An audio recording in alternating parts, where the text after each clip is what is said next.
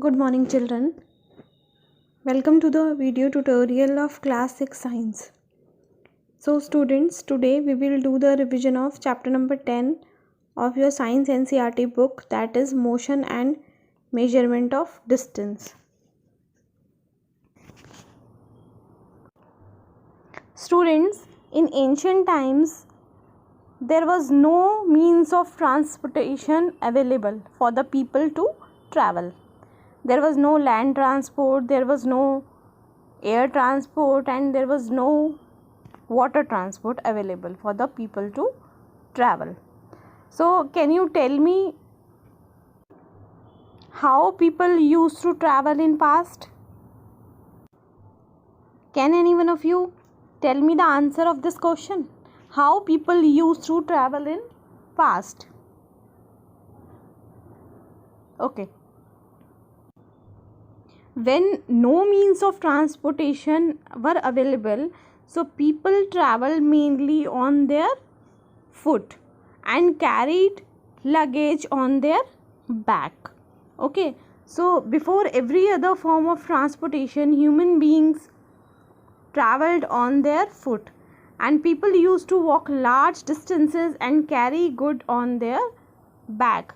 So they carry their luggage on their back and they mainly travel on their foot because there were no means of transportation available.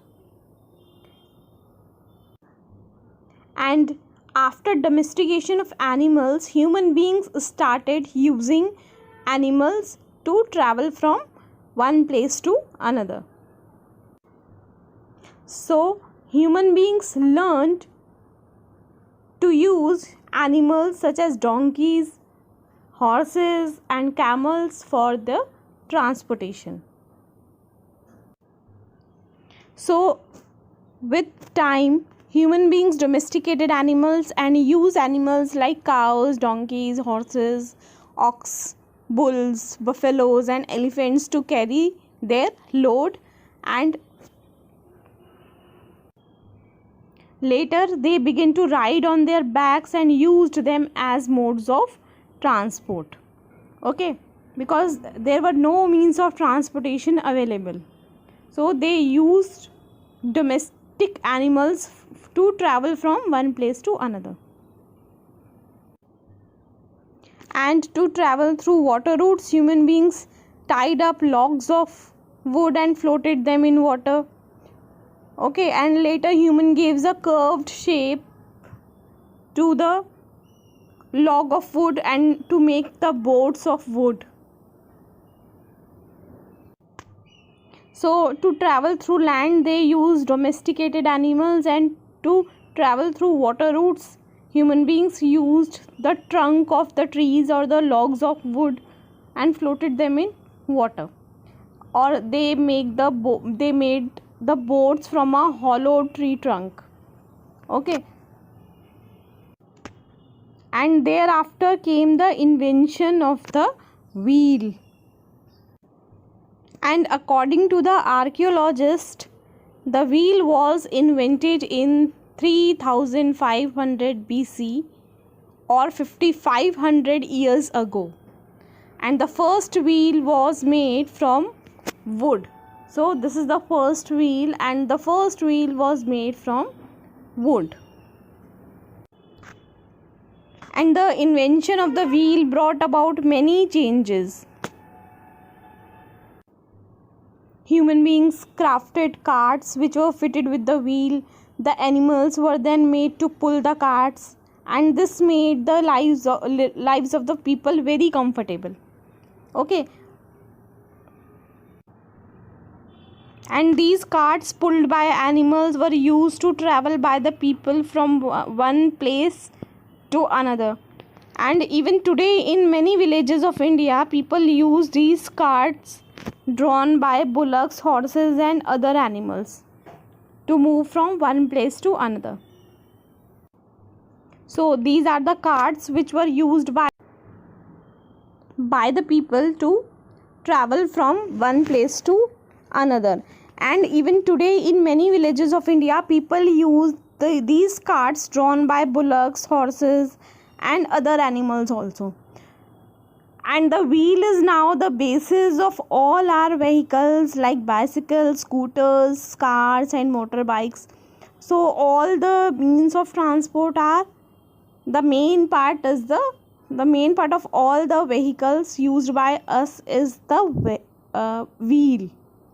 Okay, so the wheel is the basis of all our vehicles. In the ancient India, the Aryans used these chariots with spoked wheels in 1500 BC, but the design of the wheel improved with time. And in ancient time, we used the wheels which were made of wood, but today we use rubber tire wheels, and this added the more comfort and speed up the movement from one place to another. And in the 19th century, the invention of the steam engine completely revolutionized the way the means of transport were used. So in the 19th century, the steam engine introduced, and it led to the development of trains, automobiles, motorized ships. Okay, and in place of animals, engines working on the power of steam produced by the burning coals and were made to pull the carts. Okay, so the development or the invention of the steam engine helped in developing the transport system, which can be used to carry large number of people from one place to another and with a greater speed also. And later, compact diesel based automobile engines changed the mode of transport into a big industry. And now, as you all know, that we have scooters, bikes, cars, buses, trains, ships, etc. Okay, so the invention of the steam engine introduced a new source of power, and these inventions greatly reduced the time to travel from one place to another. And now today we have modern methods of transportation which have many advantages, several advantages, like travel time decreased, long distance travel possible, and goods could be carried to the large distances.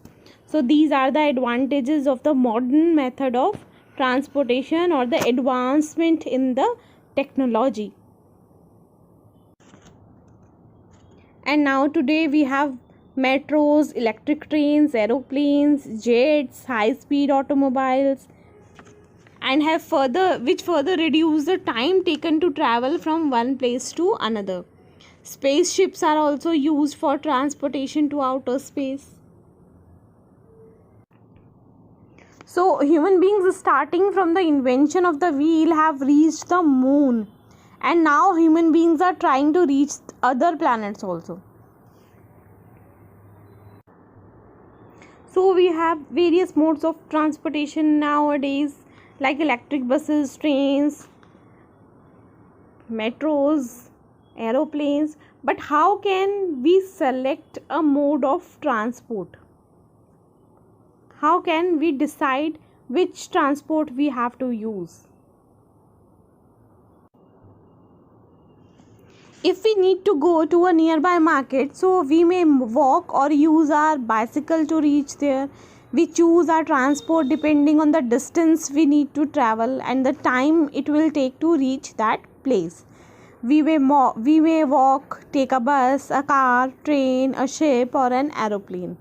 So it is very important to know how to measure a distance to select a mode of transport. Okay. And for this we need to know about measurement. So let's discuss about measurement. And before discussing about measurement, we need to know about distance. So let's discuss distance first. So what is a distance? Distance is a numerical measurement of how far apart objects or points are. Okay, or you can say the length of the space between the two objects. Suppose this is your, this point, suppose this is your home. Okay, this is your home, and this is your, at this point this is your school. Okay, so the length or the space between these 2 points, or between your home and your school, is called the distance between the two. The length between your home and your school is called the distance between the two. Similarly, the separation between two walls of a room indicate the distance between the wall. So, distance is simply the length between the 2 points, okay, or between the two destinations. So, if you can think of the distance between the two objects or the things, and can classify them as very small, large, or very large distance. For example, you and the blackboard in your classroom, the distance is very small. 2 cups lying on the table, the distance is very small. 2 cities like Delhi and Agra, the distance is very large. And the 2 countries like India and USA, the distance is very, very large. The distance between the sun and earth is also very large. The distance between the moon and earth is also very large. 2 desks in your class, the distance is very small. Your house and market, it may be small or large. Okay, so you can classify the distance as a small, very small, large, very large. Okay, so it is basically the length of the space between the 2 points.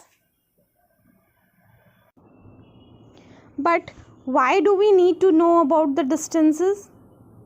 It is very, very important to know the distance between the various objects or places, because it helps us in determining which mode of transport we should use to go from one place to another.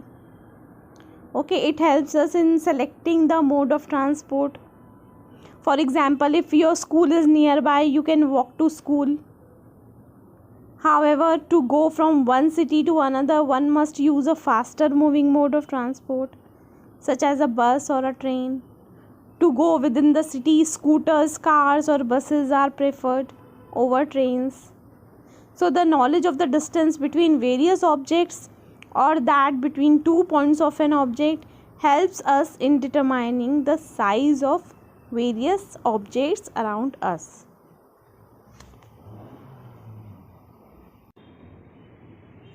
So, the knowledge of the distance between various places helps us in determining the time taken to travel these places. Okay, so the need to know the distance is necessary. So, to know the distance between 2 objects, we have to measure the distance between them. And what is that measurement? How can we measure? What is that measurement? So now let's discuss about measurement. Measurement is the action of measuring something. Measurement is one of the most important process in science and in our daily life. Suppose we get up in the morning, get ready and go to school. At what time should we get up? How long we take to get ready? These questions are related to the measurement of time. How much distance do we have to travel from our home to our school? This question is related to the measurement of the length. And when we buy fruits and vegetables, the shopkeeper measures the quantity. This is the measurement of the mass or weight. When we fall ill, the doctors measure our body temperature. So all these are related to the measurement. But what is that measurement? So measurement is basically the process of comparing the quantity of the object to be measured with the standard unit of measurement.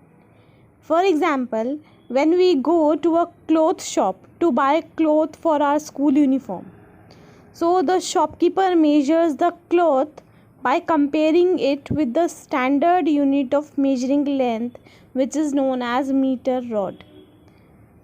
When we go to a tailor shop to get the school uniform stitched, the tailor takes our measurement by using a measuring tape. And if measurements are not accurate, the stitched clothes may not fit us properly. So measurement is of great importance in our daily life. So our next topic is measurement. And measurement is one of the most important process in science and in our daily life. We get up in the morning, get ready and go to school. At what time should we get up? How long we take to get ready? These all questions are related to the measurement of time. How much distance do we have to travel from our home to our school? This question is related to the measurement of length. When we buy fruits and vegetables, the shopkeeper measures the quantity. And this is the measurement of mass. Whenever we fall ill, the doctor measures our body temperature. So measurement is one of the most important process in our daily life. So what is the measurement? Measurement is the action of measuring something. Okay, it is basically the process of comparing the quantity of the object with the standard unit of measurement. Okay, and what do you mean by the standard unit? We will discuss it later on. So measurement is the process of comparing two quantities. One is known and the other is unknown. Okay, for example, whenever we go to a cloth shop to buy cloth for our school uniform or any other cloth, so the shopkeeper measures the cloth by comparing it with a standard unit of measuring length, and this standard unit or the standard unit of instrument is known as the meter rod. Okay, whenever we go to a tailor shop to get the school uniform stitched, so the tailor take our measurement by using a measuring tape, and if the measurement are not accurate, so the stitched cloth may not fit us properly. Okay, so that is why measurement is of great importance in our daily life. If we want to purchase a table for our room, so what we have to do, we should know the distance, the length of the room. Okay, क्योंकि अगर आपको length ही नहीं पता होगी, room की breath ही नहीं पता होगी, तो हो सकता है कि ये टेबल रूम के अंदर फिट ही ना हो. सो the measurement is of very great importance in our daily life. Okay, measurement of temperature. In our day to day life, we measure the temperature of different person. We also used to measure the temperature of weather. Okay, so measurement is of great importance. In our day to day life, we measure our height, our weight, whether it is 30 kg, 35 kg, 40 kg. So we use a weighing machine to check our weight. Okay, or to measure our weight. When we buy fruits and vegetables, the shopkeeper measure the quantity. Okay, which is known as the measurement of mass. Height measurement. We always used to measure our height. Okay, and we always check कि आप अपने friend से taller हो या shorter हो. So to check this we use to measure our height. Measurement of time, how long we take to get ready. we get up in the morning, get ready and go to the school, at what time should we get up, all these are related to the measurement of time, right? In ancient time or in earlier times, there were no measuring instrument available, so people use different parts of their body to measure length. The length of an object was made by using handspan, cubit, footstep and foot. Okay, so suppose we have to measure the length of a table. Suppose this is a table and we have to measure its length. So in earlier times, what people use their handspan to measure the length of the table, and handspan is the distance between the tip of the thumb and the tip of the little finger of a fully stretched hand. This is known as the handspan. Suppose it is 8 handspan, so the length of the table is 8 handspan. If it is 10 handspan, so the length is 10 handspan, because there were no measuring instrument available. So people use their body parts to measure the length, right? And to measure the distance or to measure the length, people use their footstep. Suppose they want to measure the length of this room, so what they did, they count their footstep from this place to this place. They count their footstep, and these footsteps are used to measure the length of the room. And footstep is the distance between the tip of this thumb and the tip of this part of the leg. This is known as this part of the step. This is known as the footstep. And these footsteps were used to measure the distance. They also use their forearm length for measurement, and this gap between the elbow and the tip of this middle finger, this elbow and the tip of this middle finger is known as the 1 cubit or forearm length. This is known as the forearm length. This is also known as 1 cubit. This part is also used to measure the length of different objects, right? But these handspan, cubit, footstep and other units, they are the units which are based on their body parts or the length of their body parts, and these units or these length are not accurate and reliable. Okay, so this measurement is not accurate and not reliable because they cannot be used as a standard unit of measurement, as the length of the body parts varies from person to person. Okay, and because the length of everyone's body part varies, right? And therefore the people realize the need for the standard unit of measurement, because every individual has feet, hands, arms or fingers of different length, and one cannot rely upon any measurement using their feet, hands and footstep, etc., because every individual has this different size of or the length of different hands, different arms, different fingers. So we cannot measure the accurate length by using our body parts. So these methods are therefore called non-standard measurement or inaccurate measurement. Okay, so they are known as the inaccurate measurement. That is why the people realize the need for the standard unit of measurement. So some standard units of measurement were needed that do not change from person to person or place to place.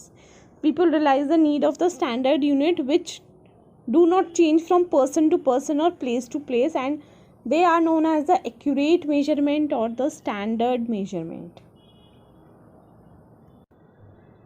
So the standard unit of measurement are those units that have a fixed quantity and therefore they do not vary from the person to person and place to place, and it is necessary to have that standard unit of measurement for the sake of the uniformity and the convenience in the measurement. Okay, so in 1790 the French created a standard unit of measurement which is known as the metric system. Okay, in 1790 French created a metric system or the standard unit of measurement, and the international system of units is the modern form of the metric system established in 1960. So all over the world scientists adopted the international system of unit to maintain the uniformity in the measurement all over the world. Let me explain this with an example. Suppose you went to a market to purchase 5 kg sugar or 5 kg potato. Okay, and suppose you are living in Dehradun and you are purchasing 5 kg of sugar. So you went to a shopkeeper shop and the shopkeeper measure the quantity and give it to you. So अगर आप उस quantity को, उस 5 kg sugar को लेके suppose आप abroad भी जाओगे या किसी और सिटी में जाओगे and you want to measure, so the measurement is same. अगर आप उस 5 kg शुगर को लेकर किसी और शॉपकीपर के पास जाओगे वहाँ भी वो मेजरमेंट सेम होगा. Okay, so this is known as the uniformity in measurement, right. So now we have 7 base units, or you can say, and these are known as the SI units or the standard units. So the 7 SI base units are: the unit for length is meter, it is denoted by small m. Okay, the unit of mass is, or the standard unit of mass is kilogram, and it is always denoted by small k and small g. The standard unit of time is second and it is denoted by small s. The standard unit of amount of substance is mole. For electric current is ampere. For temperature is Kelvin, and for luminous intensity it is candela. But you have to remember these 3 units. Okay, because only the unit of length, mass and times are in your syllabus. So first of all you should remember these 3 units. Rest we will discuss later on, right? So let's revise these units once again. The international system of units or the SI units. So the SI unit for length is the meter, it is denoted by small m. The SI unit for mass is kilogram, it is denoted by small k and small g. And the standard unit of time is second, which is denoted by small s, right? So now I think all of you understand that what is measurement. Measurement means the comparison of an unknown quantity with some known quantity, and this known fixed quantity is known as a unit. So the measurement means the comparison of an unknown quantity with some known quantity. For example,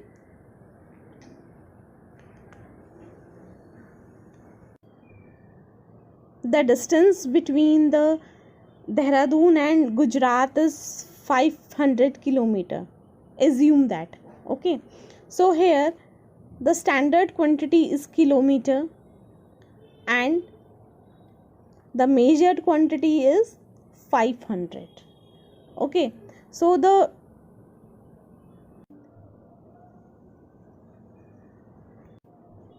standard quantity of length is kilometer and the unknown quantity is 500. Okay, so the result of a measurement is expressed in two parts. One part is number and the other part is the unit of the measurement. So here kilometer is the unit of measurement and 500 is number. So always the result of the measurement is expressed in two parts, right? So measurement is always the comparison of an unknown quantity with some known quantity. Okay, this is the measurement. I hope you have understood this topic very well. The rest part of this chapter we will discuss in our next video. So thank you and see you in the next video.